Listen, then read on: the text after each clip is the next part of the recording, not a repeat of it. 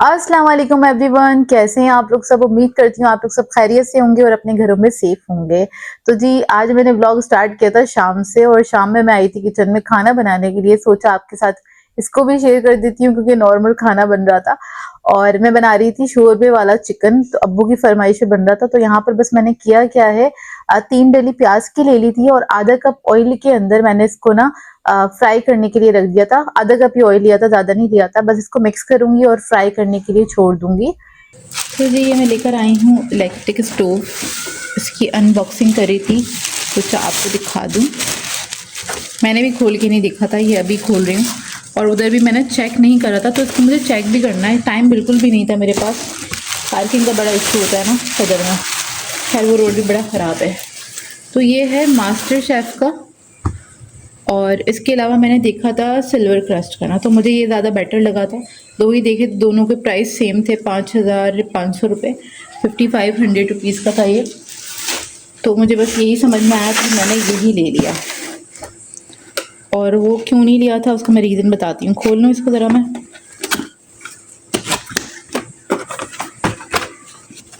इसका कलर का ऑप्शन नहीं था, ब्लैक और गोल्डन में ही था।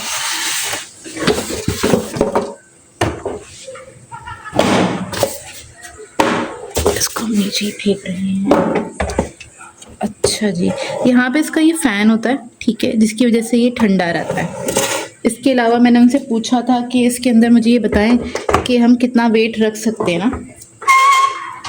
और ये जो है ना, ये इसका जो सरफेस है ये ग्लास का है। सही है। दूसरी चीज़ मैंने उनसे पूछा था कितना वेट रख सकते हैं, तो उन्होंने मुझे कहा था इस पे आप वेट रख सकते हैं तकरीबन 5-6 किलो की। आप आराम से ना बिरयानी वगैरह जो भी ये बना सकते हैं ईज़िली। खैर बिरयानी वगैरह तो इस पर बनानी ही नहीं है हमें, लेकिन फिर भी कुछ भी पकाना हो, आजकल गैस का बहुत इशू हो रहा है। और अपनी मर्ज़ी से समटाइम कोई कोई दिन होता है ऐसा कि जैसे कि अगर टाइम है 12 बजे गैस आ जाती है, दोपहर में तो नहीं आ रही होती है 12 बजे गैस ना, तो कभी कभार देर से भी आती है गैस। तो आपके काम वाम रुक रहे होते हैं, तो इस वजह से लिया था। अच्छा हाँ, दूसरा ये कि उन्होंने कहा था इसके ऊपर आपने कोई भी चीज़ ना मतलब ज़ोर से नहीं रखनी, नहीं तो ये टूट जाएगा। और इसका मैंने ये वाला इसलिए लिया है क्योंकि इसका जो सरफेस है बिल्कुल मतलब फ्लैट है। और सिल्वर क्रस्ट का जो था ना, उस पर ना एक वो थी, लाइन ड्रॉ थी कि उसके अंदर हम मतलब इतनी छोटी ही पतीली रख सकते हैं। और दूसरा ये कि इसके अंदर जो बात ये थी कि मैं बस कोई भी पतीली इसके ऊपर रख सकती हूँ, इसके लिए ज़रूरी नहीं है मुझे वो मैग्नेट जो चिपकता है वही वाली पतीली लेनी है। इसलिए मैंने ये वाला लिया है ना, ठीक है। और ये रोज़ इस्तेमाल होगा भी नहीं, इसको मैं बॉक्स के अंदर ही करके रखूँगी। जब ज़रूरत होगी जब भी इस्तेमाल करेंगे, क्योंकि एक हॉट प्लेट ऑलरेडी किचन में रखी भी होती है, तो इतना सारा कुछ रख के रश करने का कोई फ़ायदा नहीं है ना किचन के अंदर। अब मैं देख लूँ इसको क्या करना है, ये हटाना है कि नहीं हटाना। हटाना तो चाहिए वैसे ये। मैं अब्बा से मशवरा करके फिर इसको हटाती हूँ, फिर दिखाती हूँ आपको, ऑन करके भी दिखाती हूँ।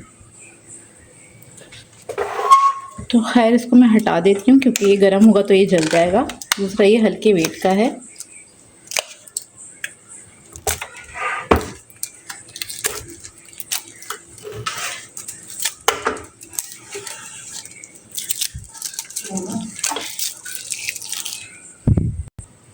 तो खैर इसको मैंने निकाल दिया है, मतलब इसकी जो ये पन्नी लगी हुई थी, इसको ऊपर कुछ भी नहीं लगा। अभी इसको मैं ऑन करके देखती हूँ, वॉट दिखा दूँ क्योंकि अब्बू पूछ रहे थे। और ये है कुछ 2000 वॉट। और अच्छा इसका ना जो क्या कहते हैं टेम्परेचर आप खुद कंट्रोल कर सकते हैं, ऊपर नीचे। जाहिर सी बात है हाई फ्लेम पे तो पकाएंगे नहीं, मतलब 2000 वॉट पे तो ये पकेगा नहीं। और इसके ऊपर मैंने थोड़ा सा सर्च किया था, उसके बाद ये ख़रीदा है। सर्च मैंने ये किया था कि हॉट प्लेट ज़्यादा बिजली खाती है कि मतलब ये वाला जो हमारा स्टोव है, तो उसमें ये था कि हॉट प्लेट में ज़्यादा आपकी ना इलेक्ट्रिसिटी ज़ाया होती है बनस्बत इसके। अभी हम इस्तेमाल करेंगे तो पता चलेगा। वैसे हॉट प्लेट भी ना हम बहुत ज़्यादा इस्तेमाल नहीं कर रहे होते हैं, गर्मियों में तो फिर बहुत कम होती है, सर्दियों में फिर हमारी हो जाती है इस्तेमाल। लेकिन ये है कि इतनी ज़्यादा इस्तेमाल नहीं होती, तो इतना ज़्यादा बिल का हमें ना फ़र्क पता नहीं चलता। मतलब एक चीज़ रेगुलर बेसिस पे इस्तेमाल हो रही है या मतलब हम क्रेज़ी होकर उसको इस्तेमाल कर रहे हैं, तब तो समझ में आता है, तो इसका पता नहीं चलता। अच्छा खैर इसको मैं खोलती हूँ, लगाती हूँ, फिर दिखाती हूँ आपको।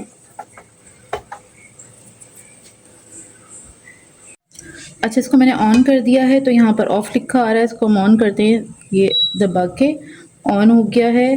टाइमर भी लगा सकते हैं, सूप का मोड है, इधर फंक्शन है, बारबेक्यू है, फ्राइड है, और हमें करना है फ्राइड। और ये स्टार्ट हो गया। ठीक है, अब देखते हैं, ये मैं फ्राइंग पैन लूँगी, इसके अंदर इसको फ्राई करूँगी। तो ये रेड होना स्टार्ट हो गया, मतलब ये प्लेट जो है हमारी गर्म होनी स्टार्ट हो गई। अब इसको मैंने रख दिया है, फिर मैं ऐड करूँगी ऑयल।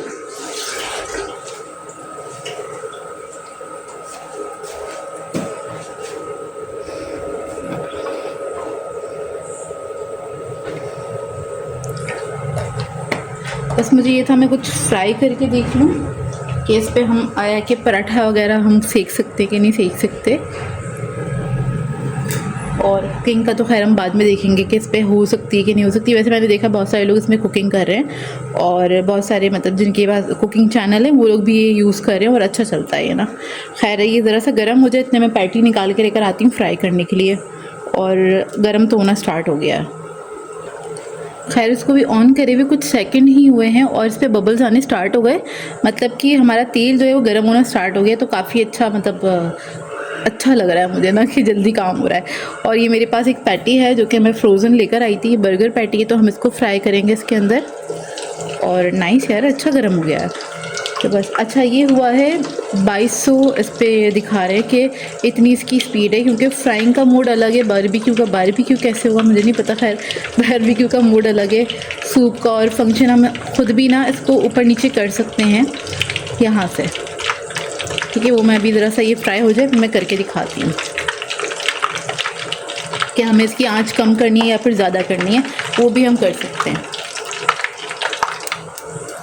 खैर ये तो फ्राई हो रही है, और यहाँ पर से मैंने प्लस माइनस देखा, मैंने पहले नहीं देखा था, तो प्लस माइनस आई थिंक ये होगा नहीं नहीं, वो यहाँ से होगा, हाँ ये प्लस माइनस यहाँ से होगा। ओके, और इसकी फ़ैन की बड़ी अच्छी आवाज़ आ रही है, मतलब स्पीड से चल रहा है। और मेरा जहाँ तक ख्याल है इसको थोड़ा ऊंचे उस पर रखना चाहिए हमें ना, मतलब किसी ऊंची चीज़ पे, ताकि ये अच्छे से वो हो जाए। ये देखें,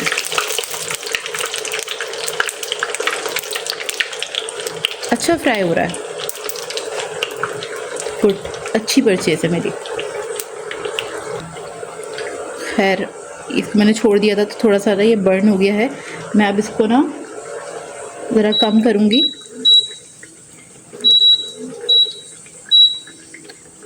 ताकि ये है, क्योंकि अंदर से ना रह जाए कच्चा ना ये पैटी। क्योंकि नॉर्मली क्या करती हूँ मैं इसको मीडियम फ्लेम पे वो करती हूँ, अभी मुझे इसकी फ्लेम का अंदाज़ा नहीं था।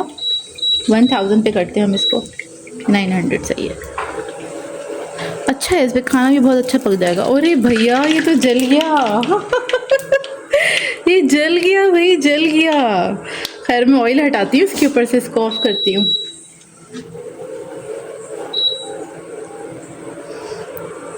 ये तो जल गया, खैर ऊपर से इसको हटा दूंगी मैं, ज़ाया नहीं जाएगा बातें करने में ये जल गया। मैं इसको रखती हूँ और इसको हटाती हूँ क्योंकि ये बहुत गर्म हो गया है।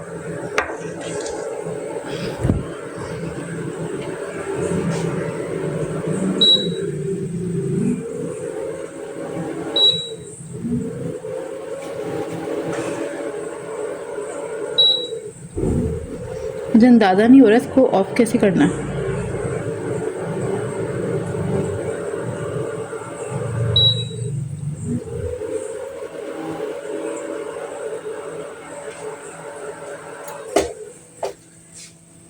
खैर इसको मैंने डायरेक्टली निकाल दिया क्योंकि मुझसे ऑफ़ नहीं हो रहा था। मैं क्या गलती कर रही थी बताइएगा, जो लोग यूज़ करते हैं। लेकिन ये बहुत अच्छी हीट दे रहा है, इसमें ना आराम से आप रोटियां भी बना सकते हैं। क्योंकि ना मैं बहुत टाइम से हॉट प्लेट यूज़ कर रही हूँ, ये एनेक्स की है हमारे पास ना, ये जो रखा हुआ है साइड पे, बहुत टाइम से यूज़ कर रही हूँ, तो इसकी हीट इतनी अच्छी नहीं है। और इसका मसला ये होता है, ये ऑन होता है ऑफ़ होता है, ऑन होता है ऑफ़ होता है, तो इस तरह से ये चलता रहता है। लेकिन इसने बहुत अच्छे से ऑयल गर्म कर दिया, मतलब इसके ऊपर हम कुछ फ्राइंग नहीं कर सकते। कभी कभी मैंने कोशिश करी है, लेकिन वो होता है ना, बहुत हल्की आंच पे फ्राई करते हैं कोई भी चीज़, तो होता है क्या है, वो चीज़ ना, वो मतलब कोई भी चीज़ है तो वो अपने अंदर ऑयल लेने लग जाती है। ठीक है, और मैं इसको दिखाऊँगी आपको भी। खैर ये काफ़ी अच्छा फ्राई हुआ है, अगर आप इसकी बैक साइड को वो कर दे, इग्नोर कर दे, तो अच्छा फ्राई हुआ है, मेरी तरफ से बहुत अच्छा हुआ है। चलिए ठीक है, इतने में हमारी प्याज, क्योंकि मैं खाना बना रही थी, प्याज ब्राउन करने रखी थी, वो भी हो गई होगी, उसको देख लेते हैं। तो यहाँ पर हमारी प्याज जो है बहुत अच्छे से फ्राई हो गई है। अच्छा, इसको मुझे बहुत ज़्यादा गोल्डन ब्राउन नहीं करना था, बस हल्का-हल्का सा कलर आ जाए इतना ही करना था और बस इतना ही करूँगी, बहुत ज़्यादा नहीं करा था। वैसे प्याज़ ना थोड़ी-सी मैशी सी हो रही थी। बस अब मैं क्या करूँगी, इसको निकाल लूँगी। निकालने के बाद करना क्या है, इसको मुझे ना पीस लेना है। इसका हम पेस्ट बना लेंगे ताकि अगर इसको मैं चिकन के साथ ही अगर भूनती ना तो ये ना घुलती-मिलती नहीं। वैसे भी आजकल प्याज़ बड़ी ना नरम-नरम आ रही है। आप बताइएगा प्याज़ ऐसी क्यों आ रही है? थोड़ी ना फ्राई करने में ऐसी ना करारी नहीं हुई है प्याज़। एक ये वजह भी थी, इसको मैंने हल्की आँच पे फ्राई करा था क्योंकि मैं अपनी वीडियो बना रही थी वो स्टोव वाली, इस वजह से भी शायद एक ये वजह भी हो सकती है। खैर मुझे बताइएगा मेरी मिस्टेक ना। अच्छा खैर प्याज़ तो मैंने निकाल ली थी। अब ऑयल के अंदर मैंने थोड़ी-सी काली मिर्चें, लौंगे 3 से 4 अदद, 3 से 4 अदद हरी इलायची ऐड करी है। अब वो इसका फ्लेवर अच्छा लगता है इसलिए वो ऐड कर दी है मैंने। और उसके बाद हम ऐड करेंगे इसमें अदरक लहसुन का पेस्ट तकरीबन 1.5 टेबलस्पून के बराबर भर के। वो ऐड करने के बाद इसको मैंने अच्छी तरीके से फ्राई कर लिया है और एक साइड पे मैंने ना मसाले निकाल के रख दिए थे। अच्छा, लहसुन अदरक आपने अच्छे से फ्राई करना है, उसके बाद मसाले ऐड करेंगे। तो बेसिक मसाले ऐड करूंगी, बस इसके अंदर लाल मिर्चों का पाउडर ऐड किया है मैंने, धनिया पाउडर ऐड किया है, जीरा पाउडर, नमक और हल्दी। बस ये बेसिक मसाले ऐड करें। ये आप लोग अपने मतलब ज़रूरत के मुताबिक हस्बे ज़ायक़ा ऐड कर सकते हैं। अब इसके अंदर मैंने चिकन ऐड कर दिया। मसाला जब भुन गया तो चिकन हमने ऐड किया है 750 ग्राम के बराबर। अब यहाँ पर क्योंकि शोरबे वाला सालन बन रहा है तो इधर मैं चिकन को बहुत अच्छी तरीके से भूनूंगी 5 से 7 मिनट तक। जब तक ये भुन रही होगी तो मैं क्या करूंगी, इतने में मैं ना प्याज को पीस लूंगी अच्छे से ना। थोड़ा सा पानी ऐड करके प्याज को आपने पीस लेना है।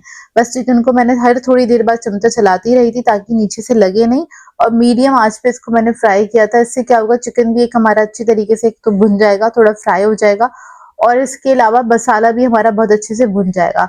प्याज को भी हमें ज़्यादा भूनने की ज़रूरत नहीं है क्योंकि प्याज तो हमने ऑलरेडी फ्राई कर ही लिया है ना। और इस तरह से बनाते हैं ना सालन तो बहुत अच्छा बनता है। खैर सबके अलग-अलग तरीके होते हैं और हमारे यहाँ से टमाटर, दही वगैरह ये सब नहीं जाएगा इसके अंदर, इसके बगैर बनेगा। टेंशन फ्री वाला खाना बनेगा आज, है ना। आज ये वाला जो सालन बन रहा था ना तो अब्बू ने कहा कि वो सालन बनाओ कि ना हम रोटी चूर के खा सके। मैंने कहा चलिए ठीक है, तो मैं ये वाला बना लेती हूँ। खैर अब मैंने तकरीबन 5 से 7 मिनट तक इसको अच्छे से भूना था। उसके बाद मैंने इसके अंदर प्याज ऐड करी है। प्याज को मैंने पीस लिया था। प्याज ऐड करके मैं हल्का सा इसको मिक्स करूंगी और मिक्स करने के बाद आपने क्या करना है, इसके अंदर हस्बे ज़रूरत पानी ऐड कर देना है। पानी आपकी मर्जी है, कुछ लोग शोरबा ज़्यादा रखते हैं, कुछ लोग कम रखते हैं। जितना थिक आपके घर में खाया जाता है या जितना थिन उतना ही ऐड करना है। मैंने तकरीबन आप कह लें 4 गिलास के बराबर इसमें पानी ऐड करा था। बस प्याज के साथ भी मैंने ना इसको हल्का सा मिक्स कर लिया है अच्छी तरीके से कि जैसे 1-1.5 मिनट पक जाए ये प्याज के साथ। इस तरह से एक तरह से आप कह लें मैं भून ही रही हूँ और इस तरह से बनाने से ना चिकन का सालन भी थोड़ा जल्दी बनता है क्योंकि हम उसकी भुनाई इतनी अच्छी कर लेते हैं कि वो ना पानी ऐड करने के बाद ना ज़्यादा देर आपको गलाने के लिए नहीं रखना पड़ता। मुश्किल से 20 मिनट लगते हैं इसको पकने में, ज़्यादा टाइम नहीं लगता। अच्छा, जो प्याज वाला मेरा ग्लास था ना उसी के अंदर मैंने थोड़ा सा पानी पहले ऐड कर लिया था, तकरीबन आप कह लें 1.5 गिलास के बराबर, और 1.5 गिलास ही मैं और ऐड करूंगी तो 3 गिलास होगा। 4 गिलास नहीं ऐड किया था मैंने पानी। खैर तकरीबन 3 गिलास के बराबर मैंने पानी ऐड करा है इसके अंदर। अब मैं इसको कवर करूंगी और मैं 20 मिनट के लिए इसको पकने के लिए छोड़ दूंगी। और अगर आपको इसका कलर क्या कहते हैं कम लग रहा है, बहुत खुशनुमा नहीं लग रहा, तो आप इसके अंदर कश्मीरी लाल मिर्च भी ऐड कर सकते हैं ताकि ज़रा अच्छा खुशनुमा लगे। अच्छा, मैंने ना इसमें बहुत ज़्यादा ना मिर्चें नहीं ऐड करी थी, आज मैंने ज़रा कम ही ऐड करी है। थोड़ी गर्मी भी स्टार्ट हो गई है और बहुत गर्मी हो ना, बहुत ज़्यादा स्पाइसी फूड खाया नहीं जाता है। तो देखिए तकरीबन इसको पकते हुए 20 मिनट हो चुके हैं और चिकन मेरा बहुत अच्छे से गल चुका है। अब मैंने क्या किया था, इसको मैं कवर करूंगी और मीडियम फ्लेम पे ना, बूंदों वाली आंच पे सॉरी, इसको मैं छोड़ दूंगी। इससे क्या होगा कि एक तरह से दम पे मैंने छोड़ दिया, ऑयल इसका ना थोड़ा ऊपर आ जाएगा और बस हमारा खाना जो है रेडी है। आप लोग चाहें तो आखिर में हरा धनिया वगैरह ऐड कर सकते हैं। ये है हमारी पेरी बाइट्स जो कि बहुत अच्छी तरीके से फ्रोज़न हो गई हैं। अब मैं क्या करूँगी, इसको ट्रे में से लूज़ करूँगी और इसको मैं ज़िप लॉक बैग में डाल के रख दूँगी। चाहें तो इसको आप किसी एयर टाइट बॉक्स में डाल के भी रख सकते हैं, तो इतनी आसानी से ये लूज़ हो जाती हैं।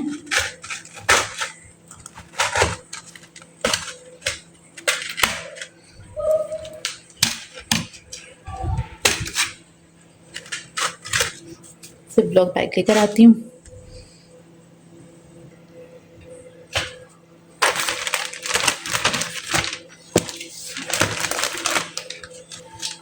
काफ़ी बड़े साइज़ की बनी थी। नॉर्मली हम जब मीडियम साइज़ की बनाते हैं तो हम ज़्यादा फ्राई करते हैं, इसको बस एक एक ही फ्राई करनी पड़ेगी, इतनी ही इनफ रहेगी।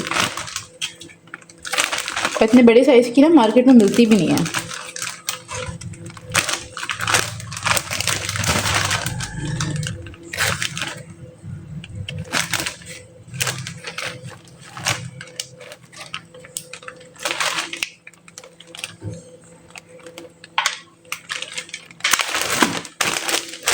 तो ये इस तरह से बैग्स बना के तो रख दूँगी मैं। 4 निकालूँगी अभी फ्राई करने के लिए, क्योंकि निकाली ही तो दिल चाह रहा थोड़ी बड़े साइज़ की फ्राई करूँगी।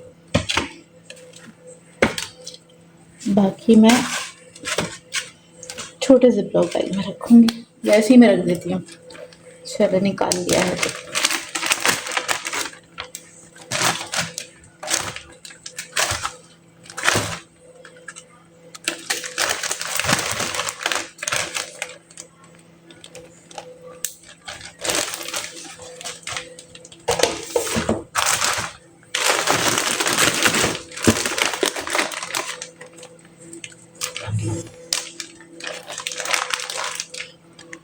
फ्राई करके दिखाती हूँ इसको अंदर से मैं कट करके।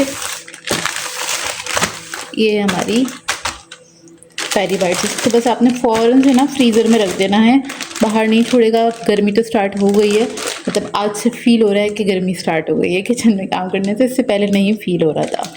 खैर इसको मैं रखती हूँ, फिर मैं फ्राइंग आपको दिखाती हूँ। जब करेंगे क्या, इसको आपने थोड़ा कम गरम ऑयल में ही डाल देना है, क्योंकि ये फ्रोज़न हुई हुई हैं। और ज़्यादा आपने ना तेज़ ऑयल में नहीं डालना, मतलब ज़्यादा गरम ऑयल में नहीं डालना है, क्योंकि ये ऊपर कलर आ जाएगा और अंदर तक ना ये फ्राई नहीं होंगी। अक्सर लोग ये कंप्लेन करते हैं कि जो भी कोई चीज़ वो फ्राई करते हैं तो वो अंदर से वो ना फ्रोज़न ही रहती है। तो उसका रीज़न ये होता है कि आप तेज़ आंच पे उसको फ्राई कर लेते हैं, थोड़ा मीडियम आंच पे फ्राई करें, ज़रा उसको अच्छी तरीके से अंदर तक पकने दें हल्की आंच पे ना, मीडियम फ्लेम पे, बहुत हल्की आंच भी नहीं करनी, नहीं तो ऑयल अंदर चला जाएगा। अभी बस ये गर्म होना स्टार्ट हुआ है, मैंने आज थोड़ी सी मीडियम की हुई है, गैस पता नहीं क्यों हल्की हो रही है, जबकि अभी टाइम बिल्कुल भी नहीं है, 8:15 बजे का टाइम है। खैर बस ये जैसी जैसी हल्की हल्की एक तरफ कलर आएगा तो टर्न करके मैं दूसरी तरफ से इसको फ्राई कर लूँगी। और ये हमारा सालन जो है वो भी रेडी हो गया। इसको मैंने बिल्कुल हल्की आंच पे छोड़ दिया था, ऑयल ऊपर आ गया, फ्लेम ऑफ करके ढक दूँगी, थोड़ा सा ऑयल और ऊपर आ जाएगा।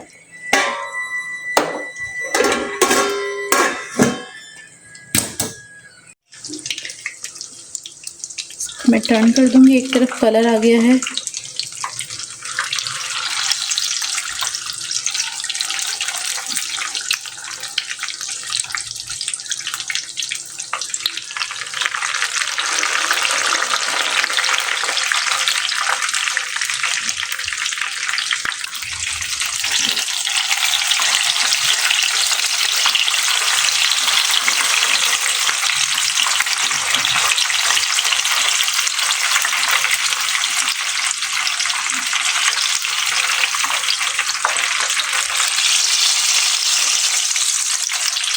अच्छा, इसको निकालते हुए एक बात का ख्याल रखिएगा, वो ये है कि इसके अंदर चीज़ होता है अच्छा खासा, और मतलब इसकी क्रीमी सी फिलिंग होती है ना, तो आपने ख्याल ये रखना है जब भी इसको टर्न करें हल्के हाथ से इसको निकालें तो बहुत टाइट हाथ से मत पकड़िएगा, नहीं तो सारी ना फिलिंग ऑयल के अंदर ही निकल जाएगी। ये देखिए इतनी खूबसूरत सी फ्राई हुई हैं। बस इसको मैं निकालती हूँ, फिर आपको कट करके दिखाती हूँ। पेरी बाइट्स मेरी फ्राई हो गई थी, ऊपर से बहुत ज़्यादा क्रिस्पी, अंदर से क्रीमी और थोड़ी सी क्रंची, क्योंकि इसमें जो हमने हरी मिर्ची यूज़ करी है ना उसका ज़रा क्रंच बरकरार रहता है, जो कि खाने में बेहद मज़ेदार लगता है। तो इसको मैं आपको कट करके दिखा देती हूँ, अंदर से इसका लुक बहुत ज़्यादा क्रीमी और बहुत ही मज़ेदार बनके ये तैयार हुई थी। तो ये देखिए इसका लुक, मुँह में पानी आ रहा है ना, वाक़ई में बहुत अच्छी बनके तैयार हुई थी। आप लोगों ने बताना है आज का व्लॉग आप लोगों को कैसा लगा, अगर अच्छा लगा हो तो इसको लाइक ज़रूर कीजिएगा। चैनल पे नए हैं तो चैनल को सब्सक्राइब करें हैं, चाहे तो अच्छा सा कमेंट भी कर सकते हैं। तो मेरी तरफ से अल्लाह हाफ़िज़, मिलते हैं एक नेक्स्ट अच्छे से व्लॉग के साथ।